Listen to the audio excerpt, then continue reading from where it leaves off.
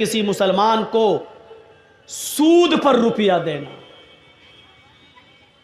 साहब तुम्हें मजबूरी, हाँ 1 लाख रुपए दे दो, मेरी बेटी की शादी है, हम 1 साल में लौटा देंगे। 1 साल में लौटाओगे तो 1,25,000 लूँगा। का ठीक है दूंगा। 1,10,000 दो, ठीक है दूंगा। ये भी हराम माल की एक किस्म है। किसी को हम मदद तो कर रहे हैं, कर्ज तो दे रहे हैं, लेकिन शर्त ये लगा रहे हैं कि 1 लाख रुपए की जगह पर हम 1 साल के बाद तुमसे 1,40,000 लेंगे, 1,20,000 लेंगे, बढ़ के लेंगे, क्योंकि हमारा पैसा जा रहा है। अगर हमारे पास होता तो 1 साल में हम कितना कमाते, लिहाजा हम 20,000 तुमसे ज़्यादा लेंगे। और आपकी मजबूरी है, आपने ले लिया और उसने 1 लाख की जगह 1,20,000 तय कर दिया। जानते हो ये ज़्यादा रकम क्या क्या कहलाती है? सूद। या अय्युहल्लज़ीना आमनू ला ताकुलुर रिबा ज़आफ़न मुज़ाफ़तन, ऐ मुसलमानों तुम सूद ब्याज को दुगना और चौगुना करके मत खाओ। सुनिए, जिसने 1 लाख रुपया दिया, बदले में 5 महीने 6 महीने के बाद 1 साल के बाद 1,10,000 1,20,000 लिया, उसने कितना बड़ा जुर्म किया है। इस्लाम की नजरिए से देखना चाहते हो तो सुनो, अल्लाह के नबी फरमाते हैं अर्रिबा सबऊन हुबन, अर्रिबा सबऊन हुबन व ऐसरुहा अयन कि हर रजुलु उम्महू। 1 लाख देकर 1,10,000 लेने वालों सुनो, 1 लाख देकर 1,20,000 लेने वालों सुनो, अपने मुसलमान भाई का नाजायज फायदा उठाने वालों सुनो। अल्लाह के नबी फरमाते हैं, मोहम्मद रसूलुल्लाह फरमाते हैं, जिसने 1 देकर 1,20,000 लिया, 1 देकर 1,10,000 लिया, ये सूद है। और सूद के 70 दर्जे हैं। सबऊना हुबन, सूद के 70 दर्जे हैं। ये 70 दर्जों में जो तुमने 1 लिया है, कितना बड़ा जुर्म किया है, उसका सबसे हल्का जुर्म क्या है, सबसे हल्का दर्जा क्या है? ऐसरुहा अय्यन कि हर रजुल उम्महू, एक आदमी अपनी मां के साथ निकाह कर रहा है। एक मर्द, एक नौजवान अपनी मां के साथ निकाह कर ले, निकाह हो जाएगा। हदीस में निकाह का लफ्ज है अय्यन कि हर रजुल उम्महू, मर्द अपनी मां के साथ निकाह कर रहा है। कहने का मकसद क्या बताऊं तू, जरा सुनो सूद खाने वालों, सुनो निकाह का लफ्ज क्यों कहा है। अल्लाह के रसूल ने कहा जैसे कोई मर्द अपनी मां के साथ निकाह कर रहे, निकाह होगा ही नहीं। माँ कितनी खूबसूरत हो, बेटा माँ के साथ निकाह पढ़ रहा है, मौलाना जर्जी साहब निकाह पढ़ा रहे हैं, अल्हम्दुलिल्लाह नहमदुहु व नस्तईनुहु व नस्तगफिरुहु, या अय्युहल्लज़ीना आमनू तक़ुल्लाह हक़्क़ तुक़ातिही व ला तमूतुन्ना इल्ला व अंतुम मुस्लिमून, या अय्युहन्नासु तक़ू रब्बकुमुल्लज़ी ख़लक़कुम मिन नफ़्सिन वाहिदा व ख़लक़ मिन्हा ज़ौजहा व बत्त मिनहुमा रिजालन कसीरन व निसाअ वत्तक़ुल्लाहल्लज़ी तसाअलूना बिही वल अरहाम इन्नल्लाह काना अलैकुम रक़ीबा, या अय्युहल्लज़ीना आमनू तक़ुल्लाह व क़ूलू क़ौलन सदीदा युस्लिह लकुम अअमालकुम व यग़फ़िर लकुम ज़ुनूबकुम व मन युतिइल्लाह व रसूलहु फ़क़द फ़ाज़ फ़ौज़न अज़ीमा। ये निकाह में ये 3 आयतें पढ़ी जाती हैं 3 जगह से, हमने पढ़ दी और निकाह कर भी दिया माँ के साथ। लेकिन इन कुरान की आयतों के पढ़ने के बावजूद माँ बेटे पर हलाल नहीं होगी, यानी निकाह नहीं होगा। पूरा कुरान पढ़ दिया, उसके बाद निकाह पढ़ा दिया, फिर भी निकाह नहीं होगा। जिस तरीके से अल्लाह के नबी के बताने का मकसद क्या है, जिस तरीके से पूरा कुरान पढ़कर, बल्कि हजारों बार कुरान पढ़कर, लाखों मर्तबा कुरान पढ़कर भी अगर तुम निकाह करना चाहो मां के साथ, तब भी मां हलाल नहीं होगी। उसी तरीके से जितना मुश्किल एक लड़के के लिए उसकी मां का हलाल होना मुमकिन नहीं है, उसी तरीके से किसी मुसलमान के लिए किसी मुसलमान की मजबूरी का फ़ायदा उठाकर उससे 10,000 रुपये ज़्यादा लेकर सूद खाना भी हलाल नहीं है। जिस तरह माँ हलाल नहीं हो सकती है उसी तरीके से सूद भी हलाल नहीं हो सकता है, चाहे उस सूद पर 10 लाख मरतबा कुरान क्यों ना पढ़ लिया जाए। और दूसरा मकसद क्या है अल्लाह के रसूल के ये बताने का, सुनो, बहुत सुन चुके हो वेदों के मंत्र। आज हमारी तकरीर और तकरीरों से हटकर है, आज हमारा प्रोग्राम और प्रोग्रामों से बिल्कुल हटकर है। आज हमारा टारगेट सिर्फ आप हैं, हम हैं, हमारा समाज है, हमारा मुआशरा है। क्या हुआ भैया, आपके भी कमर में दर्द हो रहा है?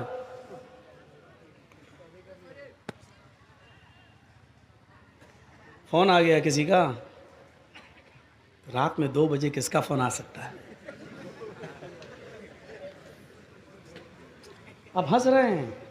आज के इस जलसे में कितने लोग फोन पे बात करके आए होंगे, आ रही हो, फलां दुकान पे फलां जगह मिलेंगे। क्योंकि आज के दिन लड़कियों को माँ बाप इजाज़त दे देते हैं, जा रही जलसे में, ठीक हो जाओ, अच्छे काम के लिए जाए।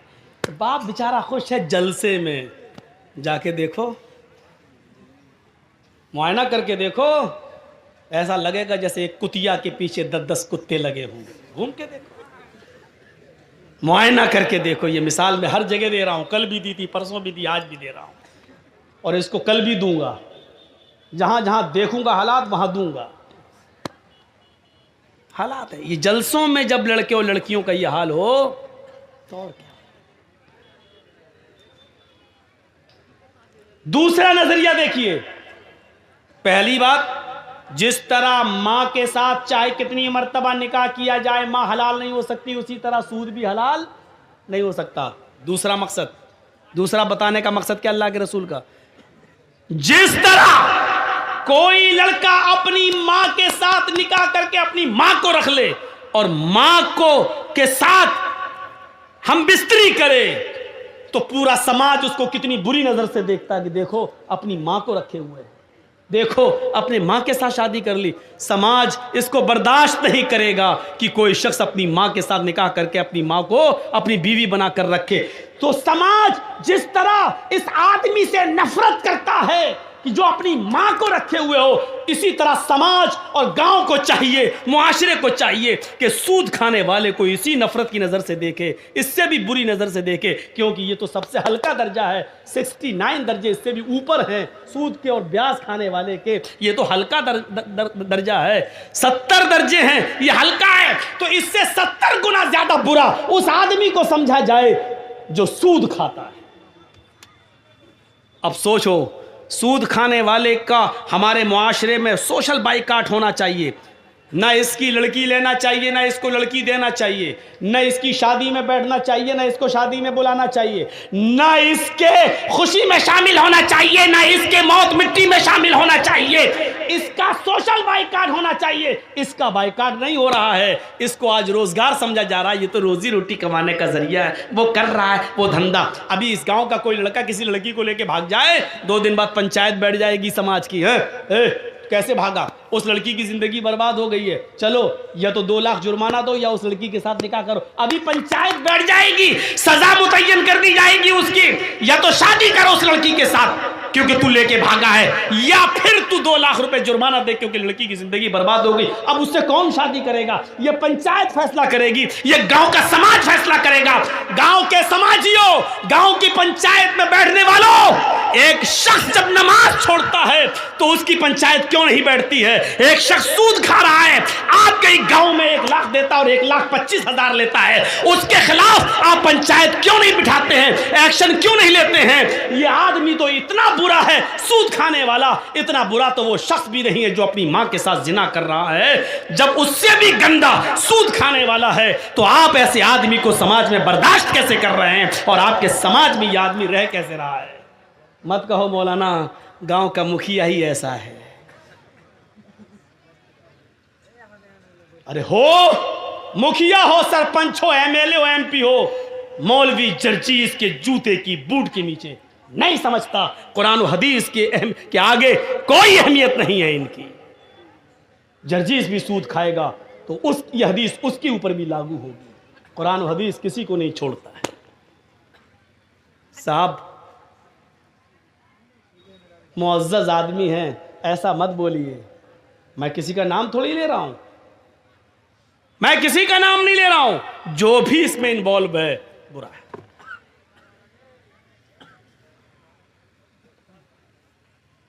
एक और हदीस सुना देता हूं,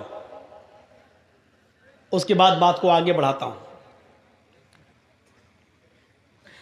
दिरहमु रिबा याकुलहु अर्रजुलु व हुवा यअलम अशद्दु मिन सित्ततिन व सलासीन ज़नियतन, रवाहु तबरानी। यह हदीस इमाम तबरानी ने लाए हैं।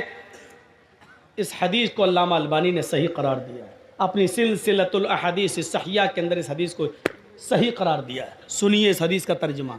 अय है सुन लो, माथा पटको और सूद खाने वाले अपनी औकात देखें, कितना गिरा दिया है उनको अल्लाह के नबी ने। 25,000 तो बहुत हो गया, 1 लाख देकर 1,25,000 लेना, 1 लाख देकर 1,10,000 लेना, ये तो बहुत हो गया। या दिरहमु रिबा, भैया आगे वाले बोले नहीं, बात ना करें, आप जा सकते हैं, आपको इजाजत दे रहा हूं मैं, लेकिन गुफ्तगू नहीं। सुनिए, मैंने पहले ही कह दिया, आज की तकरीर और तकरीरों से हटकर है, समाज के अंदर ये चीज आनी चाहिए।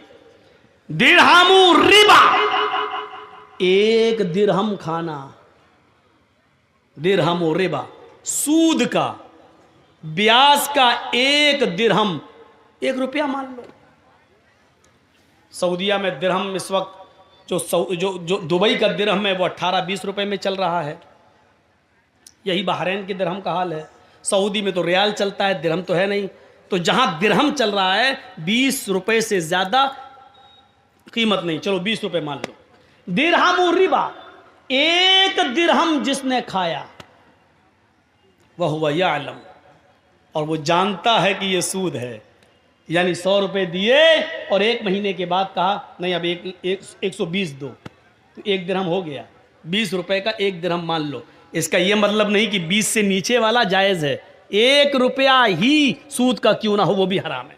और सुनिए, जिसने 1 दिरहम खाया जानता है कि यह सूद का है, खा लिया, जुर्म कितना बड़ा है मालूम है? अशद्दु मिन सित्ततिन व सलासीन ज़नियतन, सित्ता 6, सलासीन 30, 6 और 30 जोड़िए, 6 + 6 + 30 कितना हुआ? 36 ज़नियतन, जिना, गोया कि उसने 36 मर्तबा जिना किया। 1 रुपया जिसने सूद का खाया जानते हुए कि यह सूद है, ये 1 दिरहम 36 मर्तबा जिना से भी ज्यादा सख्त है। 36 मर्तबा जिना करना आसान है, लेकिन सूद का 1 दिरहम 36 मर्तबा जिना करने से भी संगीन जुर्म है। क्या रह गया? समाज में कोई लड़का किसी लड़की के साथ एक बार जिना कर ले और पकड़ा जाए तो समाज में नाक कट जाती है, वो लड़की बैठी रहती है, कहीं उसका निकाह नहीं होता है, अरे वो फला के साथ, अरे गलत काम हो चुका है। सोचो 36 मर्तबा, और इसको भी कहा कि यह आसान है। सूद का 1 रुपया 36 मर्तबा भी जिना से ज्यादा सख्त है। क्या गुजर रही होगी आज की मेरी तकरीर उन लोगों के ऊपर जो सूद खाते हैं। अल्लाह की कसम, एक एक लफ्ज उनके ऊपर हथौड़ा बन के बरस रहा हो। इसीलिए कहते मंत्र सुनाओ, मंत्रों में ये सब आता नहीं है ना, ये सुनना पड़ेगा तुम्हें नहीं, तुम्हारे बाप को भी सुनना पड़ेगा। जब तक मैं इस कुर्सी पर हूं सुनना पड़ेगा, बाद में हमें सुना देना जितनी गालियां देना हो, क्योंकि ये पावर मुझे मोहम्मद रसूलुल्लाह की तरफ से मिला है। जब तक मैं इस कुर्सी पे हूं सुनना पड़ेगा। ये है सूद और ब्याज की हैसियत, हकीकत नहीं।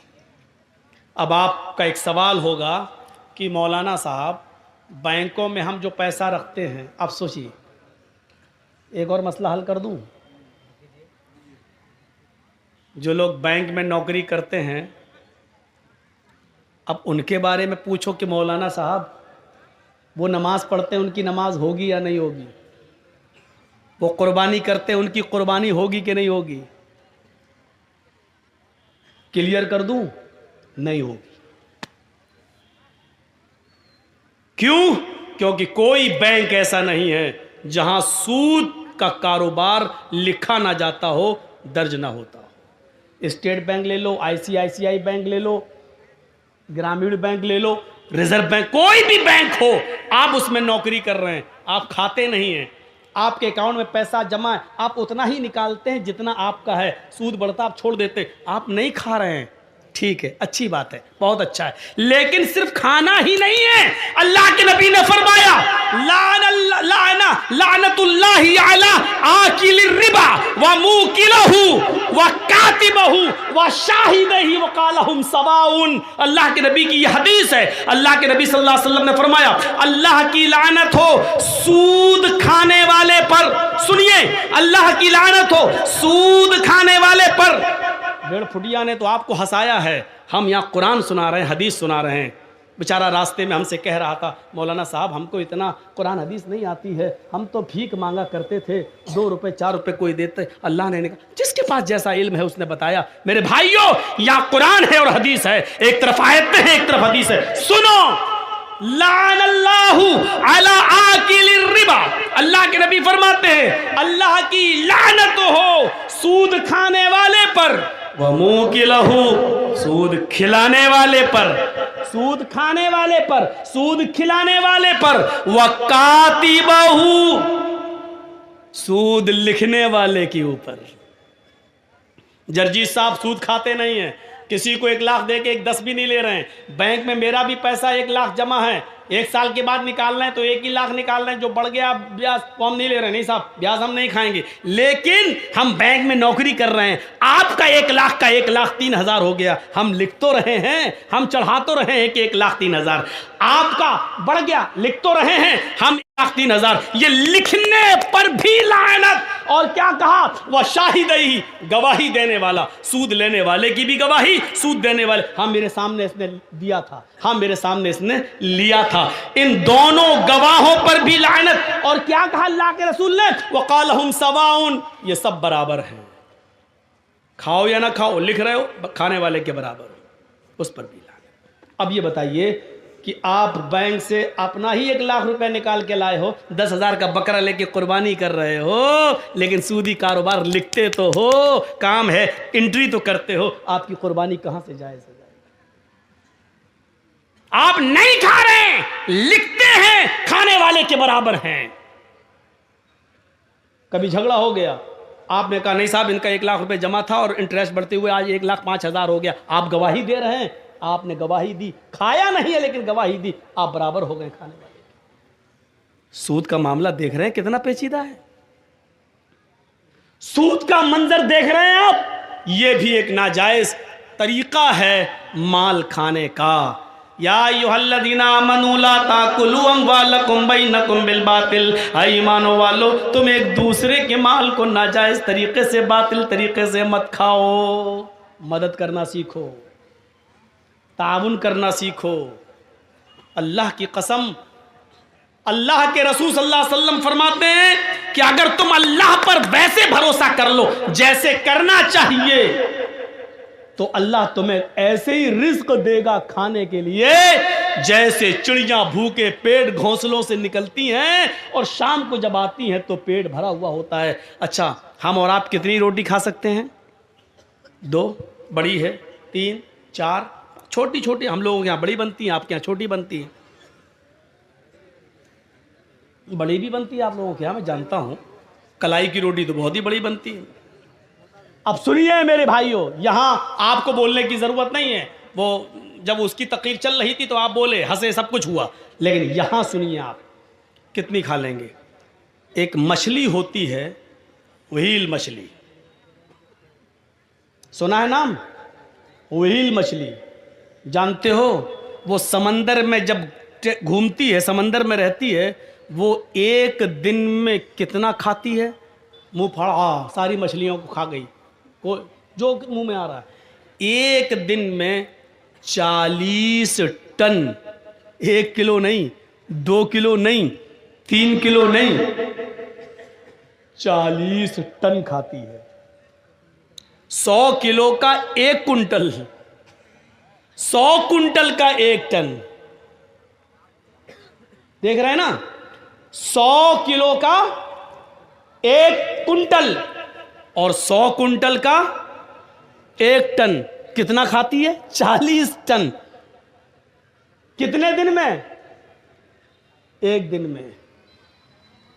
मेरा रब वो है जो व्हील मछली को भी समंदर की तारीकी में, अंधेरे में 40 टन उसको खाना खिलाता है, 40 टन उसके पेट में पहुंचाता है। उस मछली को भी भूखा नहीं सोने देता है। आए 2 रोटी, 3 रोटी, 5 रोटी के लिए सूद खाने वालों, चोरी करने वालों, डकैती डालने वालों, तुम्हें अपने रब के ऊपर भरोसा क्यों नहीं है? मेरा रब तो 40 टन, 40 टन, 100 टन का 100 किलो का, 100 कुंटल का 1 टन, 40 टन मछली को, व्हील मछली को खिलाता है। मेरा रब तो उसको भी भूखा नहीं सुलाता है। तुझे अपने रब के ऊपर भरोसा क्यों नहीं रहा है? तू अपने भाई की मजबूरी का फायदा क्यों उठा रहा है? तू उसको 1 लाख देकर 1,10,000 क्यों ले रहा है? तू उससे 100 रुपए की जगह पर 500 रुपए क्यों ले रहा है? तू कैसा मुसलमान है? तुझे अपने रब के ऊपर भरोसा क्यों नहीं रहा? तुझे अपने रब की, अपने अल्लाह की जात के ऊपर तवक्कुल क्यों नहीं रहा? तो तवक्कुल कर, भरोसा कर। मेरा रब जब उस मछली को भूखा नहीं सोने देता है, तू तो अशरफुल मखलूकात है, तू तो अफजल है, तू तो सबसे बेहतर है, तू तो नमाज पढ़ने वाला और रोजा रखने वाला है, तू अपने रब को अच्छी तरीके से जानता है, तू मुसलमान भी है, ला इलाहा इल्लल्लाह पढ़ता भी है, तू नमाज का भी पाबंद है, फिर तुझे अपने रब के ऊपर भरोसा क्यों नहीं है? तू अपने रब के ऊपर भरोसा कर। अल्लाह कहता मेरे बंदो मेरे ऊपर वैसे ही भरोसा करो जैसे करना चाहिए, तो हम तुम्हें भी वैसे ही रिस्क देंगे, रोजी देंगे, जैसे हम चिड़ियों को देते हैं। वो सुबह उड़ती हैं तो भूखी होती हैं, लेकिन शाम को जब वो जंगलों से अपने घोंसलों में जाती है तो उनका पेट भरा हुआ होता है। हम तुम्हें भूखा उठाएंगे जरूर, लेकिन भूखा सुलाएंगे नहीं। तुम भरोसा तो करो मेरे ऊपर। हम तो मुसलमान हैं, हमें क्यों नहीं देगा? हमारा रब तो वो है, हमारा परवरदिगार तो वो है जो काली रात में, काले जंगल में, काले पहाड़ पर काले रंग की जब चींटी चलती है तो इतनी बुलंदी से वो उस चींटी को भी देखता है। उसके जब पैर के रखने की जो आहट होती है, हमारा रब उस आहट को भी सुन लेता है, उसको भी ग़िज़ा देता है। अल्लाह ने उसको पेट दिया है तो ऐसी नाक भी दी है उस मामूली चींटी को कि हम अपने बगल की, अपने हाथ की चीज को नहीं सूंघ पाएंगे, लेकिन उस चींटी को देखो, उसकी ग़िज़ा 1 मंजिल की दूरी पर रखी है, 2 मंजिल पर रखी हुई है, लेकिन उसकी नाक में अल्लाह ने इतनी स्पिरिट दे दी, इतनी स्ट्रॉन्ग बना दी, खुशबू सूंघने की उसको ऐसी शक्ति दे दी कि वो अपना रोजी रिस्क तलाश करने के लिए 2 मंजिल पर चली जाती है। मेरा रब उस चींटी को भी हौसला देता है, उसको भी नाक दिया है, उसको भी रोजी देता है, मछलियों को भी देता है। अरे हम किसको क्या देंगे? हम अपने दोस्तों को दस्तरखान पे बिठाएंगे, खिलाएंगे, लेकिन अपने दुश्मन को हम देखना भी गवारा नहीं करेंगे। शादी मेरे बेटे की है, हम अपने यार दोस्तों को बुलाएंगे, लेकिन अपने दुश्मन को हम नजरअंदाज कर देंगे। मेरे भाइयों, हम दोस्तों को खिलाएंगे, पिलाएंगे, लेकिन दुश्मन को भूल जाएंगे, उसकी तरफ नजर उठाकर भी नहीं देखेंगे। मेरा रब तो वो है जो दोस्त को भी खिलाता है, दुश्मन को भी खिला रहा है, नमाज पढ़े उसको भी दे रहा है, न पढ़े उसको भी दे रहा है। जो ला इलाहा इल्लल्लाह का इकरार करता सकता है वो उसको भी देता है, और जो मूर्तियों की पूजा कर रहा है वो उसको भी दे रहा है। उसकी नजर में खाने और पीने में कोई इम्तियाज नहीं। ओ मेरे बंदो, जब हम काफिरों को दे सकते हैं तो तुम्हें क्यों नहीं दे सकते? तुम तो मेरे करीबी बंदे हो। मेरा रब तो वो है जो दोस्त दुश्मन नहीं, वो सबको देता है। 90 साल के एक बूढ़े को इब्राहिम अलैहिस्सलाम ने दस्तरखान से उठा दिया था ये कहकर कि तू आग का नाम लेकर खा रहा है, रख अल्लाह का नाम ले। उसने कहा नहीं लेंगे, आग ही मेरा रब है। भगा दिया उसको। जिब्रील आ गए, अरे इब्राहिम तुमने आज उस बूढ़े को बुलाया और खाना भी नहीं खिलाया, भगा दिया, जाओ उसको पकड़ के लाओ और खिलाओ। जिब्रील से इब्राहिम अलैहिस्सलाम कहने लगे, अरे वो तो अल्लाह का नाम ही नहीं लेता। कहा इब्राहिम वो तो 90 साल में पूरी जिंदगी में कभी उसने अपने रब का नाम नहीं लिया। तुम्हारे दस्तरखान पर तो उसने आज अल्लाह का इनकार कर दिया, लेकिन वो तो 90 साल से नाम नहीं लेता। लेकिन तुम्हारा रब 90 साल से उस बूढ़े को खिलाता रहा, उस बूढ़े को पिलाता रहा, उस बूढ़े को रोजी रोटी देता रहा। फिर तुम उस बूढ़े को दस्तरखान से कैसे भगा सकते हो? तुम्हारे रब की रहमत को ये गवारा नहीं है। जाओ बुला कर लाओ, पकड़ के लाओ। बुला के लाया, इब्राहिम अलैहिस्सलाम लाए और उस बूढ़े को खिलाया। कहा लो खाओ। कहा अब क्या हुआ? मैं अल्लाह का नाम नहीं लूंगा। कहा मत लो, मैं आग का नाम लूंगा। लो। अरे अब क्या हुआ? अचानक कैसे बदल गए? फरमाया मेरे रब की रहमत को गवारा नहीं हुआ कि कोई भूखा दस्तरखान से उठ जाए। मेरे रब ने कहा वो तो 90 साल से मेरा नाम नहीं ले रहा है, फिर भी हमने उसको खिलाया पिलाया है। फिर तुम कैसे उठा सकते हो? जब अल्लाह को एतराज नहीं तो तुम्हें कैसी ऑब्जेक्शन, तुम्हें कैसा एतराज?